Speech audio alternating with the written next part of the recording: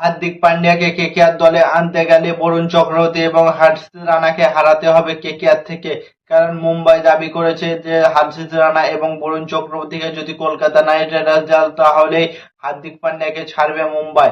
KKR যদি বরুণ চক্রবর্তী এবং হার্ষিত রানাকে দিয়ে দেয় মুম্বাই ইন্ডিয়ান্সকে তাহলে ছেড়ে দেবে কেকেআর কে হার্দিক পান্ডিয়া।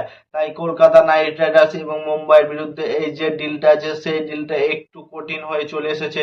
কারণ শাহরুখ খান অনেকটা ইন্টারেস্ট দেখিয়েছে হার্দিক পান্ডিয়াকে আনার জন্য এবং ক্যাপ্টেন্সি দেওয়ার জন্য, এবং শাহরুখ খান এটাও বলেছে যে অনলি ওয়ান ক্যাশ ডিলে সেরা ডিল করতে চায়। তা শাহরুখ খান বলেছে যে আমি কোনো স্টার প্লেয়ারকে ছাড়তে চাই না, এবং মুম্বাই ইন্ডিয়ান্স বলছে যে আমি কোনো স্টার প্লেয়ারকে চাই। আর আমার মনে হয় যে মুম্বাই ইন্ডিয়ান্স মানবে না ক্যাশ ডিলে, কারণ তারা কোনো একটা স্টার প্লেয়ারকে নিয়ে নিতে পারে কলকাতার। সেখানে দুটো প্লেয়ার স্টার প্লেয়ার চাইতে পারে, যেমন বরুণ চক্রবর্তীর সাথে হার্ষিত রানা এই দুজনকে চাইতে পারে, অথবা রিঙ্কু সিং এর সাথে রমনদীপ সিং এই দুটোকে চাইতে পারে। দুটো প্লেয়ার চাইবেই কলকাতা নাইট রাইডার্স কাছে। হতে পারে রিঙ্কু সিং এর সাথে অনুকূল রায়কেও চাইতে পারে।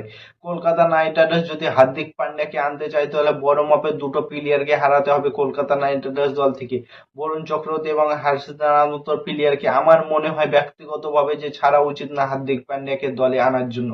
হার্দিক পান্ডিয়াকে তোমরা অকশন থেকে কিনতে পারো, অথবা তোমরা ক্যাশ ডিলের মাধ্যমে আনো, অথবা ক্যাশ চেক যে অনুযায়ী আনতে পারো, কিন্তু কোনো সুপারস্টার প্লেয়ারকে দিয়ে আনিও না। কারণ তোমাদের প্লেয়ার এমনিতে সবাই সুপারস্টার আছে, এবং যে প্লেয়ার কয়টা আছে সে প্লেয়ার কয়টাকে রিলিজ করা উচিত না, কারণ সবাই তাদের ফ্যান ফলোয়ার্স আছে।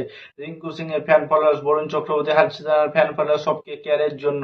সেখান থেকে কেকেআর অনেকটা ডাউন পড়ে যাবে। তো আমার মনে হয় ব্যক্তিগতভাবে মনে হয় যে হার্দিক পান্ডিয়াকে তোমরা অন্য পদ্ধতির মধ্যে আনো, অকশন থেকে কিনে আনো, অথবা ট্রেড ডিল করে নাও সেখান থেকে, বা ক্যাশ অন ডিলে ট্রেড করো।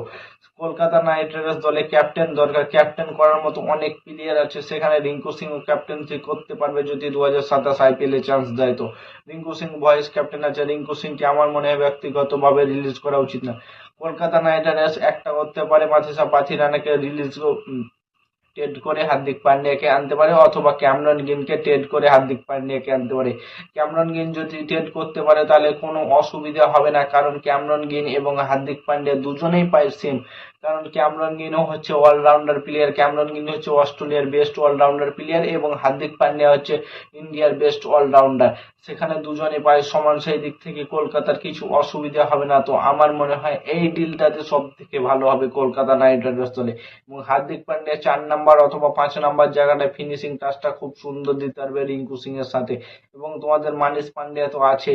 সেখান থেকে কলকাতা নাইট রাইডার্স অনেকটা ইজিলি ভাবে তারা ম্যাচে লিড দিতে পারবে। এবং বোলিং লাইন আপের কথা যদি বলি, হার্ষিত রানা, বরুণ চক্রবর্তী, সুনীল নারায়ণ, কার্তিক তোগি এবং হার্দিক পান্ডিয়া হলে বোলিং লাইন আপটা স্ট্রং হয়ে যাবে।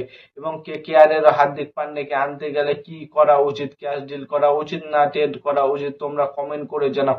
এবং ক্রিকেটের নতুন আপডেট পেতে চ্যানেলটাকে সাবস্ক্রাইব এবং ফলো করতে ভুলো না। ততক্ষণের জন্য টাটা, বাই বাই, জয়।